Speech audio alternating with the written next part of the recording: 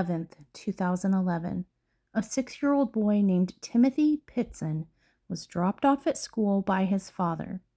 It was a normal morning. His backpack was packed.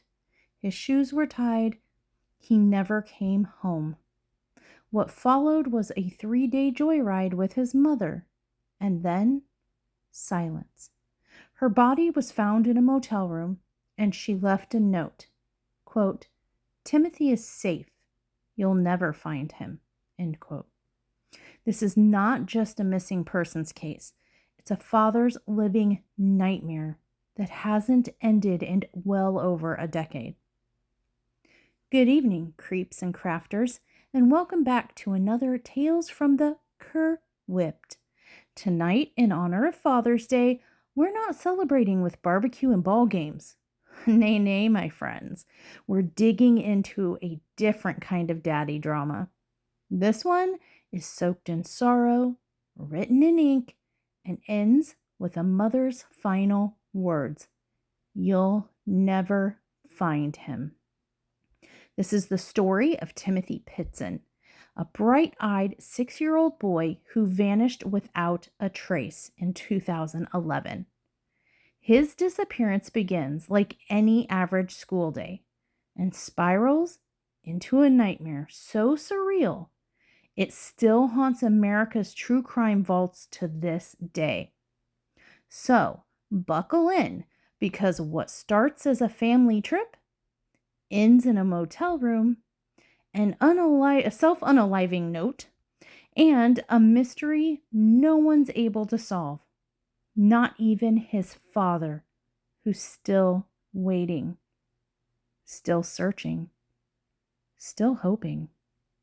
Allow me to introduce you to the Pitzen family. Before the chaos, before the headlines, there was just family. Jim and Amy Pitzen were a seemingly normal couple from Aurora, Illinois. They married in 2003 and welcomed Timothy into the world a year later. He wasn't just their only child. He was their entire world. But their marriage wasn't perfect. Jim was a steady, easygoing type, a car salesman who kept life simple. Amy was more volatile. She had a history of depression, mood swings, and emotional withdrawal. Friends later described her as someone who needed to control, especially her son. Jim and Amy, their story was not a whirlwind romance. They were more of a slow burn, kind of a spark that flared up over time and flickered, but then tried to stay lit through sheer willpower. Friends say that the couple seemed happy in the early days. Jim was a kind, easygoing guy, mechanically inclined, hardworking, and pretty much kept to himself. And Amy was bright, social, but like I said, emotionally more volatile. But behind closed doors, cracks were forming. You see, Jim wanted a stable home and a quiet life. Amy, she wanted stimulation, control, and often escape. Amy had battled depression for years, long before Timothy was born. In fact, she reportedly had attempted a self-aliving once in her 20s. She was known to kind of go off the grid when overwhelmed. She'd turn off her phone, leave town with no warning, sometimes for days on end. She didn't like being told no either. And she hated the idea of anyone raising her son, not even his own father. Now, Amy had battled with mental health issues for years. She had attempted the self-unaliving multiple times before and had a pattern of disappearing during emotionally charged moments. There were even incidences where she had taken Timothy with her and gone off-grid for days and days without telling Jim. The couple's relationship was beginning to strain. Arguments increased, trust diminished, and Jim had started to express concerns about Amy's behavior, especially around Timothy. There was talk, not yet legal but looming, of separation and custody. Amy reportedly told friends on more than one occasion, quote, "If Jim ever tries to take Timothy from me, he'll never get him," end quote. At that time, those who heard it assumed it was just an emotional, hyperbole moment. But it was a warning, and it would come true. The breaking point in Jim and Amy's marriage came in 2011. The marriage was deeply strained. Amy believed that Jim wanted to take Timothy away from her, possibly even pursue full legal custody. Jim, according to reports, had grown increasingly concerned about her behavior, especially her habit of vanishing with their son with no warning. There were talks of separation, there were tensions over finances, and whispers of custody battles brewing just below the surface. And in Amy's mind, that threat, the idea of losing Timothy, became unbearable. Now let's talk a little bit about Timothy. Timothy, by all accounts, was a happy, well-loved little boy. Teachers adored him. Neighbors remembered him as a curious and bubbly young man. And even at only 6 years old, he was still old enough to know something was off. In the days leading up to his disappearance, Timothy reportedly told one adult that his mom said that they were going to go on, quote, "a vacation. Just us. No dad," end quote. And Timothy, he was excited. He had no reason to question his mom. But we know now that quote, vacation was never meant to end with a return home. So now that we've been introduced to the Pitzen family, Jim and Amy, and Timothy, and we know a little bit more about each of them, we need to kind of dive into what happened. And to do that, we're going to break down the timeline of events. We're going to start with the last normal morning. On May 11th, 2011, Aurora, Illinois. It was a crisp spring morning. Jim Pitzen had woke up, helped his son Timothy get dressed, and drove him to Greenman Elementary School like he'd done dozens of times before. Timothy was 6 years old, bright, talkative, obsessed with race cars, Legos, and the color green. He loved riding his bike. He adored animals and had that endless 6-year-old energy that wore down grown-ups by 10 a.m. Jim dropped him off, said his goodbyes, and drove away. He had no idea that would be the last time he would ever see his son.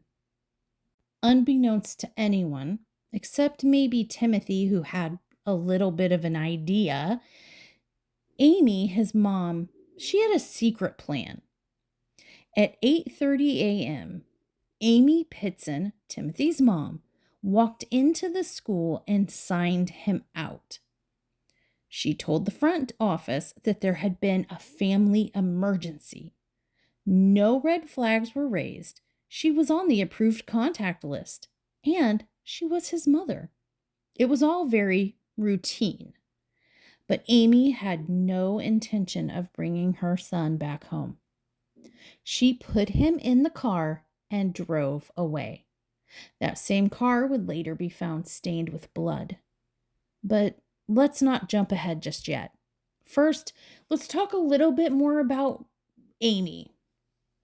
Who exactly was she? We heard a little bit about her, but let's dive a little deeper because we need to understand her to understand what happens next. Amy was a complicated person. She had a complicated history. To the outside world, she looked like a regular suburban mom. She was pretty, friendly, liked to garden, but inside, she was battling serious mental health struggles. She reportedly attempted self unaliving in the past, had a history of depression, and her marriage to Jim Pitzen was rocky, to say the least. They'd argued over parenting, over control, over literally everything. In fact, Amy had allegedly threatened before that if Jim had ever tried to take Timothy away from her, she'd make sure that no one could have him. No custody battle, no court, just gone. So, when she packed Timothy up for that day, what seemed spontaneous was anything but. She had cash, she had a plan, she had a destination, and that destination wasn't home. Now, Amy's mental health was a known but whispered topic within the family. She refused treatment at times, resisted therapy, and allegedly didn't stay on medication for long stretches. Her instability was punctuated by moments of extreme warmth, followed by emotional shutdowns. In 2008, just a few years before Timothy disappeared, Amy disappeared herself, temporarily. She left for a few days without a word, only to return and brush it off like nothing had happened at all. It became a pattern, disappearing when overwhelmed, reappearing with a smile and no explanations. Jim stood by her through it all, but each episode chipped away at their relationship and their trust. Now, months before she disappeared with Timothy, Amy reportedly made chilling comments to multiple friends, all basically the same message, that if Jim tried to take Timothy from her, he would never get him, and no one ever would. And at the time, friends chalked it up to stress, a flippant remark in the moment of emotion. We've all made those kind of comments where you just are in the heat of the moment and you're feeling your feels and you say something you regret or didn't mean or it comes out wrong. And her friends chalked it up to that sort of thing. But looking back now, it sounded more like a warning shot. And what followed was a chillingly orchestrated 3-day journey. Anyway, back to what many armchair detectives and internet sleuths call the goodbye tour. This tour lasted from May 11th to May 13th, 2011. So, Jim Pitzen found out that Amy had removed Timothy from school, and he was reeling from the news that his wife had taken their son out of school without telling him. Amy and Timothy were already well into what would become a carefully orchestrated farewell trip. On the surface, it looked like any old spontaneous road trip, a fun mother-son getaway. But when you start lining up receipts, hotel check-ins, and surveillance footage, a much darker picture begins to emerge. On May 11th at 10 a.m., after checking Timothy out of school, Amy headed west out of Aurora, Illinois. She didn't head home. She didn't call Jim. She didn't even make contact with any friends or family to let them know that she had Timothy. Instead, she began what would become over a 500-mile journey through Illinois and Wisconsin, with Timothy in the back seat and a final plan in motion. They did stop at a repair shop briefly around 10 a.m. so Amy could get her car looked at. She told the mechanic that she was on her way to Wisconsin and had just taken her son out of school for a little trip, just a little trip. She was smiling. She seemed normal, but that smile would appear again on security footage and would vanish just as quickly. On May 11th, by 12 p.m., Amy and Timothy checked into the Key Lime Cove Water Park Resort in Gurnee, Illinois, which, by the way, is now called Great Wolf Lodge. It's kind of a themed indoor children's paradise. It's filled with water park stuff like water slides and lazy rivers, little swimming pools, and all kinds of games and arcades and children running around through the halls laughing and having fun. Security footage from the hotel shows Amy walking hand in hand with Timothy. He's smiling. He's bouncing even. And to him, this is just a fun day off school. But Amy doesn't use her credit card. She pays in cash. $133.50 for a night's stay, in fact. This detail is important because everything she does from this point forward is deliberately hard to trace. Receipts are minimal, credit card usage is very rare, and cell phone pings are few and far between. Now, at the water park, Timothy played for hours and hours. Meanwhile, Amy texted Jim one last time. She claims that they were fine and they just needed a few days away. Jim tried to call Amy, but she didn't answer. In fact, she turned her phone off completely. Now, the morning of May 12th, 2011, Amy drove south again, back near Chicago, to take Timothy to the Brookfield Zoo in Brookfield, Illinois. They reportedly see the lions and stop for a snack.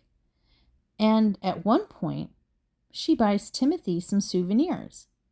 It seems wholesome on the surface, right? But ask yourself, who takes a child to the zoo while planning their own self-unaliving? Only someone who wants to leave that child with one final string of positive memories.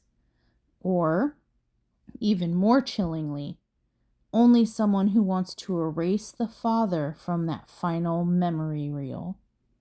She's curating moments. She's staging joy.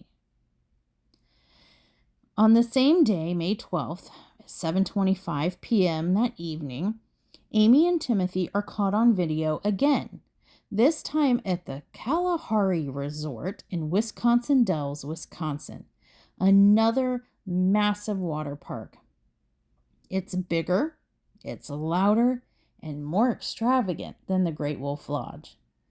Timothy is seen holding his mom's hand, bouncing in place, super excited. Staff members who interacted with Amy said that she seemed more quiet, more reserved. She didn't seem very warm or chatty, just vaguely polite. She didn't seem distressed, but she didn't really seem thrilled either. Again, she paid in cash for another night and another goodbye. Some experts believe that these stops were Amy's way of just easing herself into the inevitable. A countdown cloaked in chlorine and cotton candy.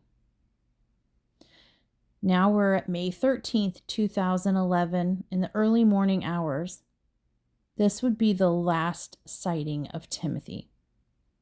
And this is where the details get really thin. Between 8 a.m. and 11 a.m. that morning, Amy makes several phone calls to friends and family, including her mother and her ex-husband's brother. These are not frantic, "I made a mistake" kind of phone calls. They're soft, maybe even sweet. In one call, she says, quote, "Everything's fine," and that Timothy is, quote, "safe." In the background of one of the calls, Timothy can be heard. He's telling someone that he's hungry and he's asking when they can go home. And this is the last time that anyone ever hears his voice. Now, sometime during the day on May 13th, something changes. At some point after those early morning phone calls, Timothy and Amy are separated. Whether she dropped him off with someone, as she claims in her unaliving note, or something darker happened, nobody knows. All we really know is this. From that point forward, Timothy is never seen on any camera surveillance system again. Amy is spotted alone in stores and gas stations. She buys snacks, envelopes, and pens, all things that she would need to use to write her unaliving letters. Now, by 11:15 p.m. on May 13th, she's in Rockford, Illinois. Amy checks into the Rockford Inn alone. It's not a resort. It's not a kids' paradise getaway. It's a simple, dingy motel near a major highway. It's the kind of place that you go to disappear quietly. She carries a single plastic bag which contains a bottle of antihistamines, an empty Sprite, and razor blades. Inside the room, she writes her final notes on hotel stationery. The notes were described as being neat, calm, but very chilling. So just to kind of recap here, on the final day where anyone has seen or heard from Timothy, between 8 and 11 a.m., he can be heard in the background of the phone calls that she made. But he's never seen or heard again after that. So between 11 a.m. and 11 p.m. on May 13th, 2011, something happened with Timothy. But nobody really knows what, and we'll get into that. So now we've arrived at May 14th, 2011. It's the end of the line. Hotel staff discover Amy's body that morning. She's in the bathtub. The bathtub is red with blood, and the scene is grim but controlled. There were no signs of struggle, and there are notes in which one says, quote, "Timothy is safe. He is with the people who love him, and you will never find him." End quote. There are no leads, no names given, no addresses left, and no explanations at all. What was left behind was a void, and a little boy, presumably, gone. Now, when Amy Pitzen took her own life in that Rockford motel on May 13th, 2011, she left behind nobody. No child, no evidence of a handoff, just that one note. Written neatly, methodically, no smudges, no tear stains, no desperation in her handwriting. It was all eerily calm and neat. And it said, "Timothy is safe. He is with people who love him, and you will never find him." It's only 14 words long.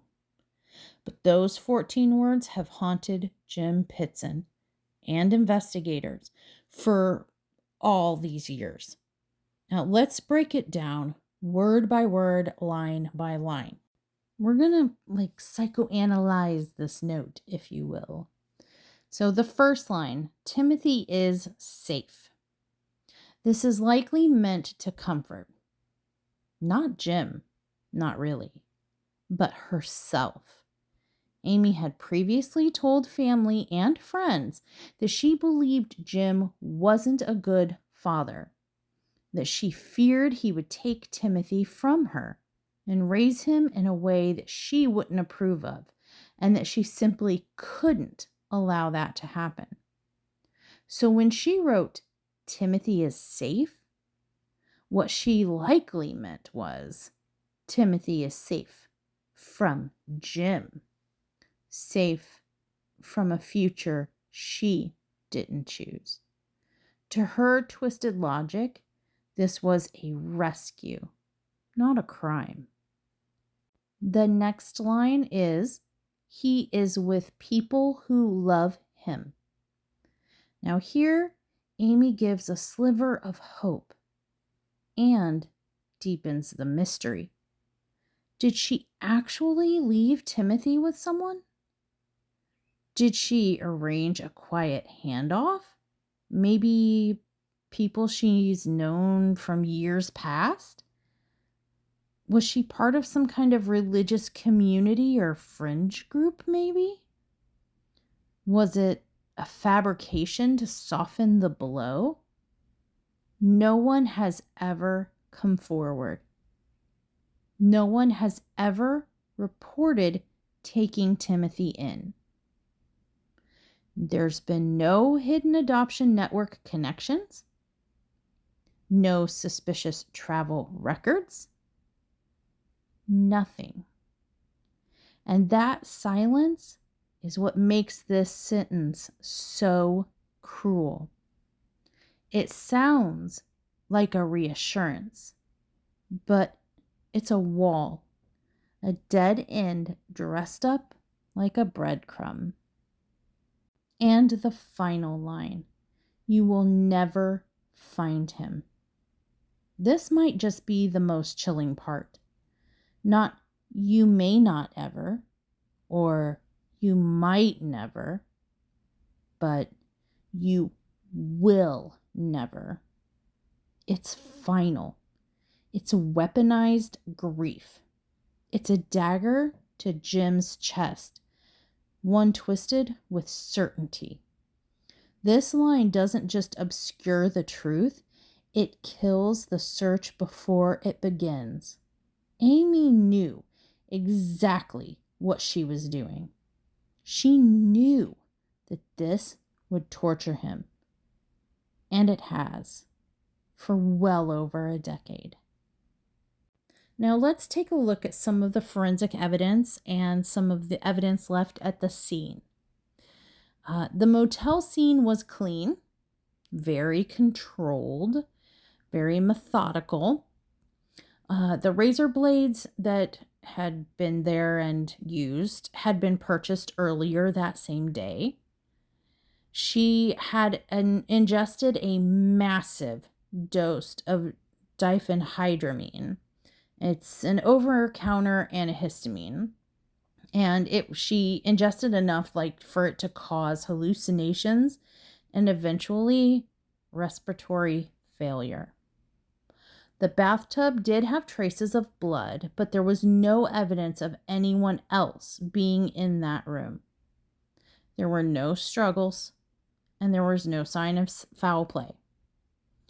Her car was parked in the parking lot, and inside were children's toys, receipts, and some of Timothy's clothing, but no car seat and no child. This was a self-unaliving, but it was a calculated one. It was not a cry for help. It was a plan that she followed through on.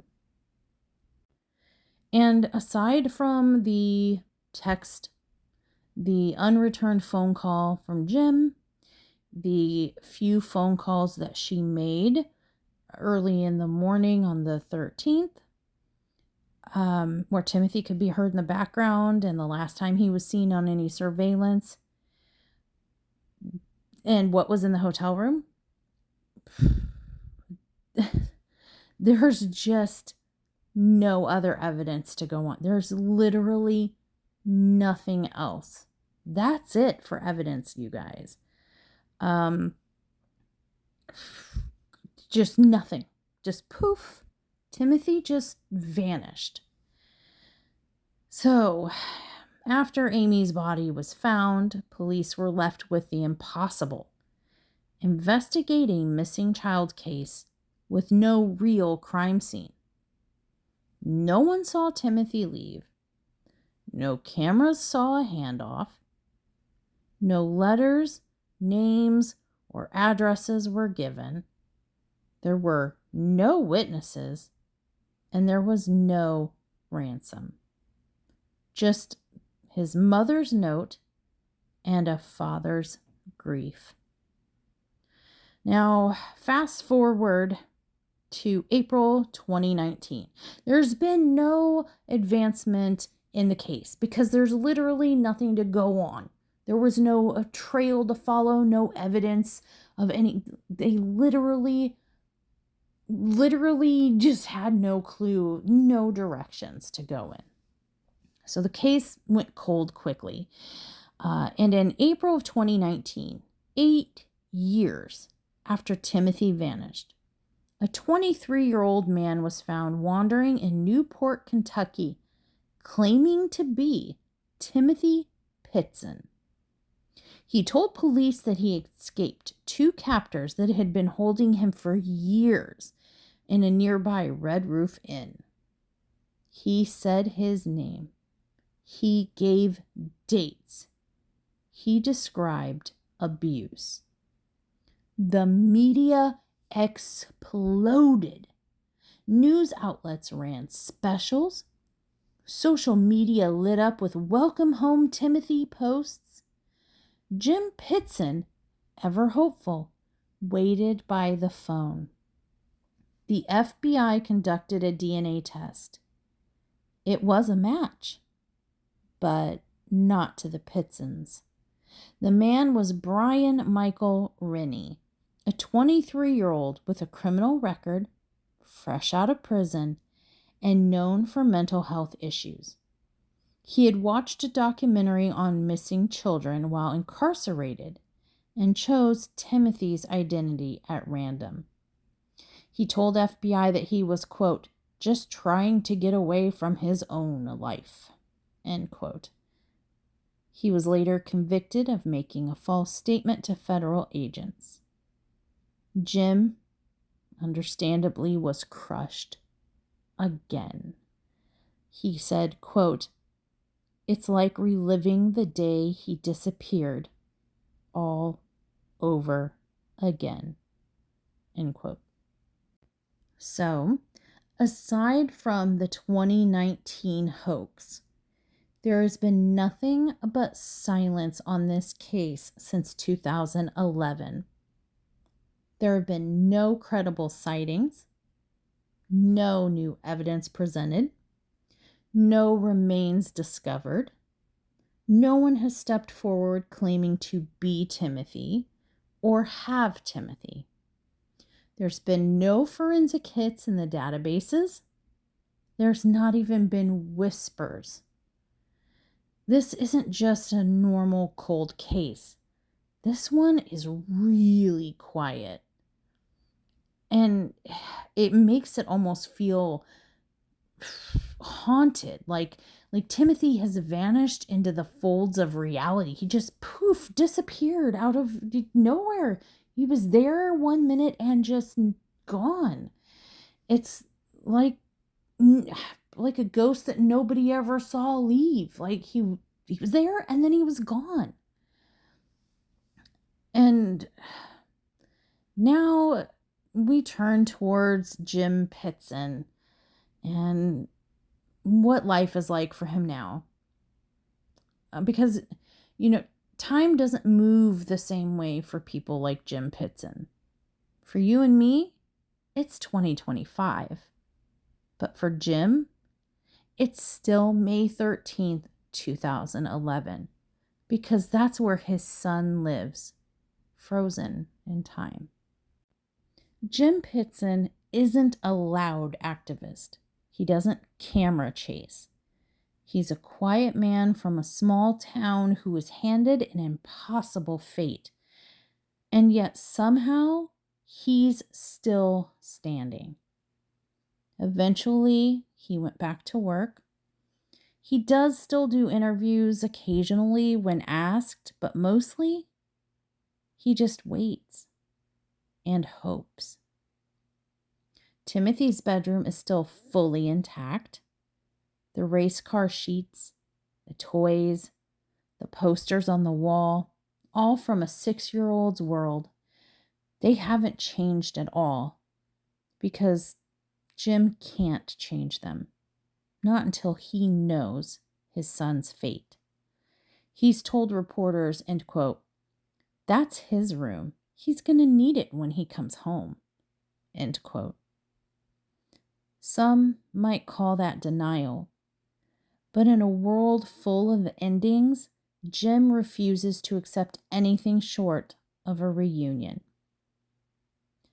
Every birthday, Jim celebrates alone.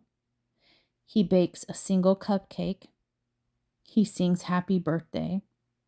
He sets out a birthday card. Sometimes he cries. And sometimes he just sits in silence. And every Father's Day, he doesn't hide from the pain.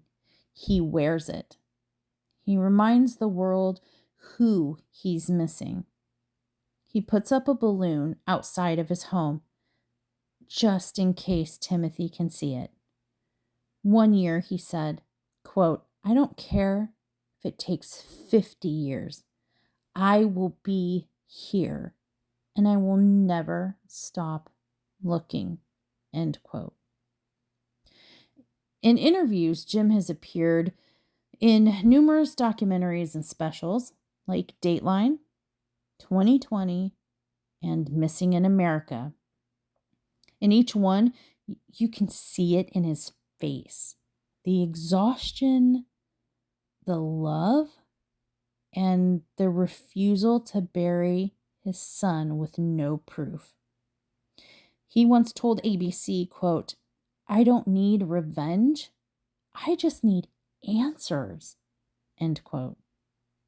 And to the Chicago Tribune, he said, quote, "The only thing that matters is finding Timothy. I don't care what happened. I just want to know where he is," end quote. He's received thousands of emails, letters, and tips from strangers over the years. Some helpful, but most not. But he does read every single one. Because what if one is actually real? Now, the cruelest wound came with that 2019 hoax when that guy, Brian Rennie, claimed to be Timothy. Jim said at first he dared to believe. He allowed himself just a moment of hope. Quote, "It was like watching someone bring him back from the dead and then take him away again," end quote. After the DNA results confirmed the lie, Jim went home alone again. But he didn't give up hope. Jim has submitted his DNA to every public and private database that he can. If Timothy or someone related to him ever uploads their information, there's a chance they'll be connected. That's part of why Jim still speaks, still gives interviews. Because one person out there might know something, and that person might not even know they know it. Jim isn't just a grieving father. He's become a symbol of endurance. He holds space for the missing. he never lets go, and his child's name will never be forgotten. He doesn't want sympathy. He wants awareness.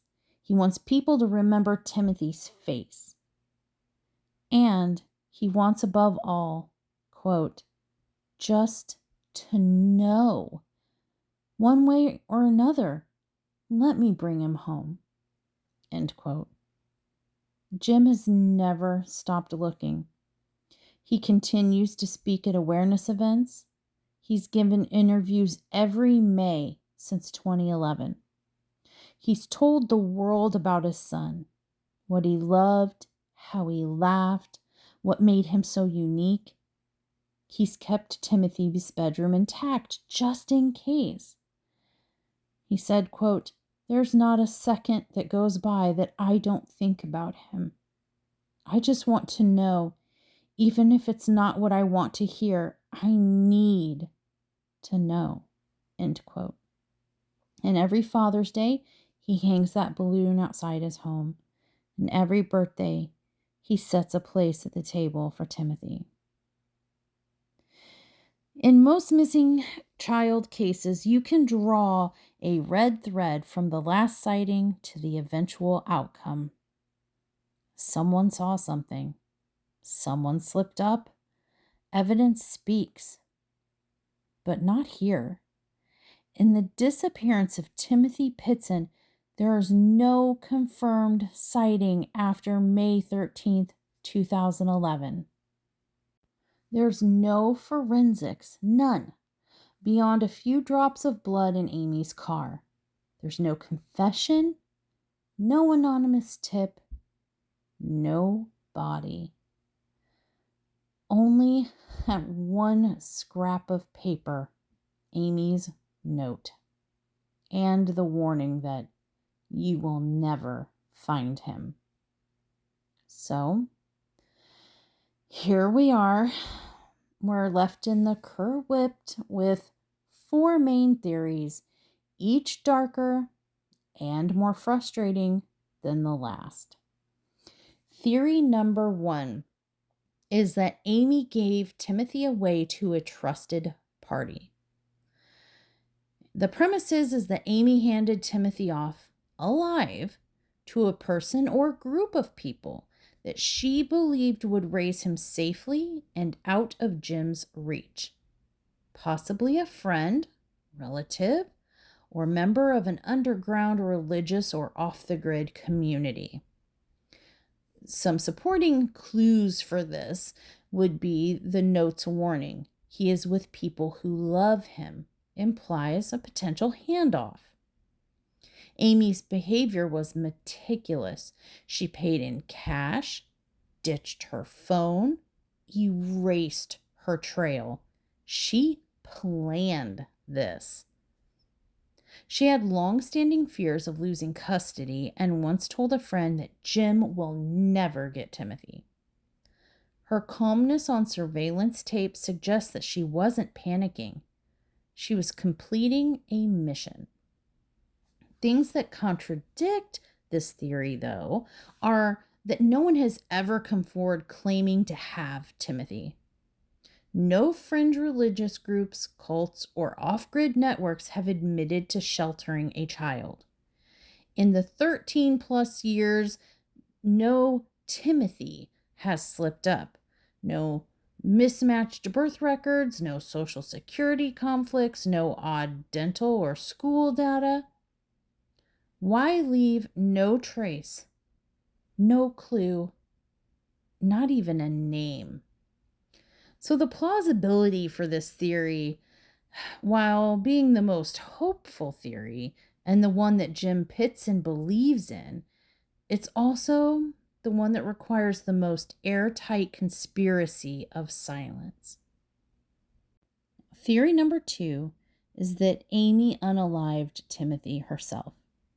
The premise here is that Amy unalived Timothy, potentially on May 13th, and staged the note to throw off suspicion. This was essentially a unalive, self-unalive situation, not a handoff. Clues to support this theory are that drops of Timothy's blood were found in Amy's car, though family insists that it could have been from a nosebleed. She was seen alone after May 13th. No one saw Timothy with her in her final hours. There's no actual evidence that exists that she left him with anyone. And her previous self-unaliving threats included statements like, "I'll take him with me," and "You'll never find him," could mean because he's already gone. Now, some evidence to contradict this theory is that no remains have ever been found, despite exhaustive searches near her cell tower pings. No forensic evidence, soil, hairs, fabrics, nothing points to a body being disposed of. And Amy's actions leading up to the self-unaliving, the zoo, the resorts, things like that, seemed geared toward giving Timothy joy, not ending his life. So the plausibility of this theory is, statistically, it's the most likely scenario in terms of child disappearances linked to a parent self-unaliving. But it also leaves a lot of logistical gaps. Where did she hide him? And that has evaded discovery for well over a decade. Our third theory is that Timothy is alive. He just doesn't know who he is. The premise here is that Timothy was left alive with someone, but over the years, his identity was erased. He may have been renamed, relocated, and or raised in isolation, and he may have no idea who he is or that he is a missing person. Some supporting clues for this theory are that Timothy was only 6 years old when this occurred, old enough to remember details, but young enough to be convinced of a whole new truth, a whole new reality, a whole new narrative. There are historical cases of child abductions where the children were living under new names for many years and discovering their real identities much later. For example, there's the case of Stephen Stainer, and there's a case of Carlina White, just to name a couple. And, if Amy handed him off with fake documents or a fabricated story, Timothy might not have even questioned it. He was only 6. Some evidence that would contradict this theory is that this is the digital age, and that being the case, it makes identity fabrication so much harder. School records, vaccinations, those aren't on paper anymore. Those are all digital. Facial recognition software exists now, and all these things make hiding more difficult. There's DNA databases like GED Match and Ancestry.com. There's 23andMe and various others. And none of them have pinged an unknown relation or an undiscovered relation to Timothy or Timothy himself yet. And there's not been any strange, "I think I'm adopted" claims that have linked to him yet. So the plausibility of this theory is both hopeful and terrifying, because if true, Timothy may be out there, but unaware of his real father, still looking for him, still waiting for him, and who knows what conditions that he may have had to survive over the years. There is a fourth theory, and that is that he escaped or was abandoned and lives off the grid. The premise behind this theory is that Amy may have abandoned him, or he ran from a bad situation and now lives off the grid, possibly with someone who's helped but never alerted authorities. Clues to support this claim are that some reports in the early years claimed sightings of a, quote, confused boy matching Timothy's description at truck stops. Amy was known to frequent rural, isolated areas. And if she left him somewhere and he survived, he may have lived under the radar ever since. Contradictory evidence is that there is no evidence of Timothy being capable of surviving on his own at the age of 6.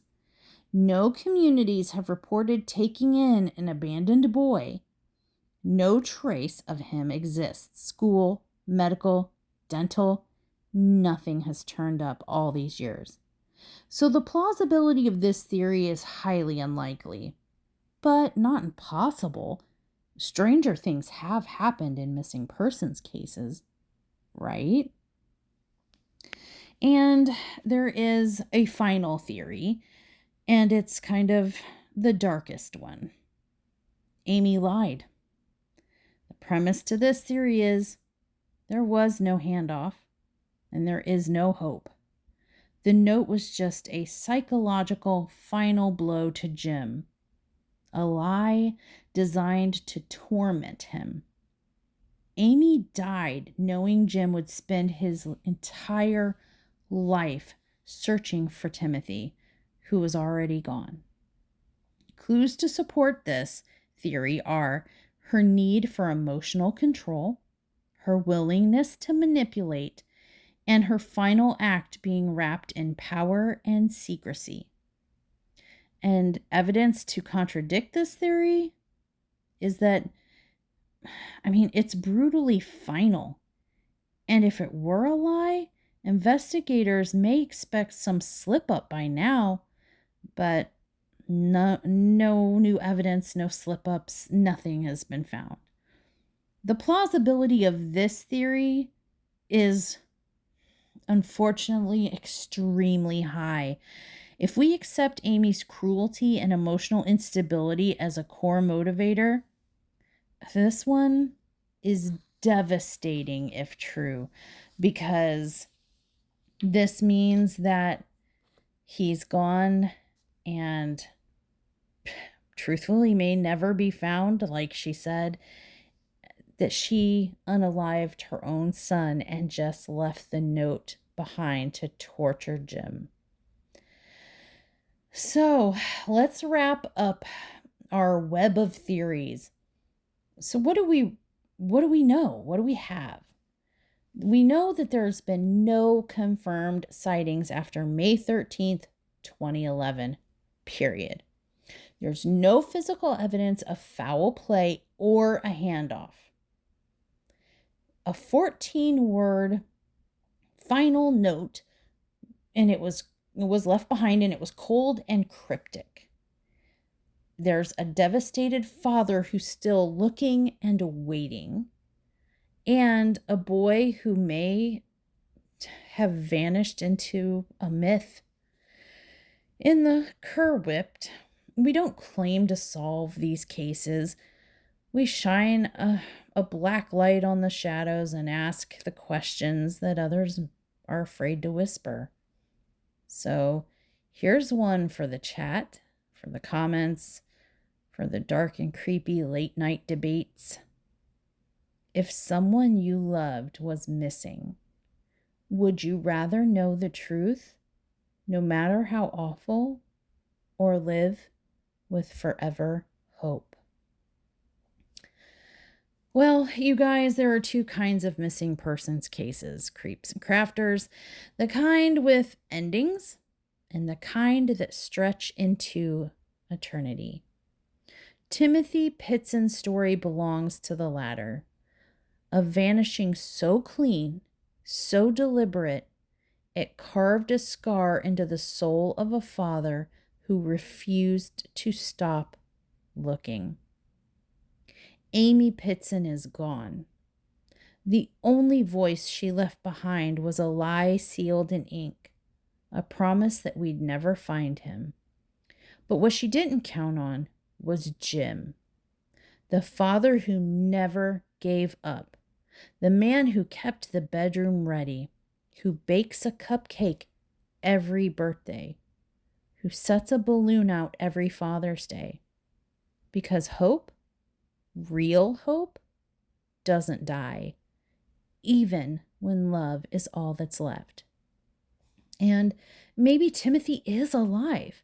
Maybe he's grown up under a different name, in a different state, with a different story whispered in his ear each night.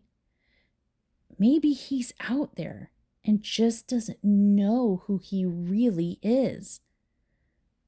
Or maybe the truth is a lot darker than that.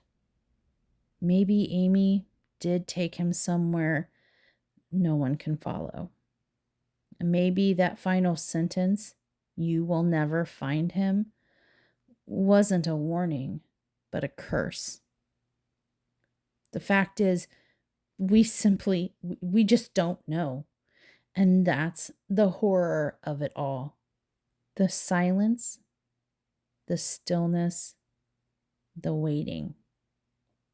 So this Father's Day, light a candle for Jim Pitzen, a man who doesn't need closure, just needs one more chance to say, "I love you, buddy. Let's go home." Until next time, keep your jewels straight, your stories dark, and your heart open, because here in the Cr'wip't, even the missing have a voice. That's all for us today. Thanks for hanging out with me. Let me know in the comments below. What do you think happened to Timothy? Do you think that one of our theories is spot on, or do you have a theory of your own? Have you heard of this case? Do you know more? I'd like to hear all the things in the comments below. And until next time, stay safe, friends.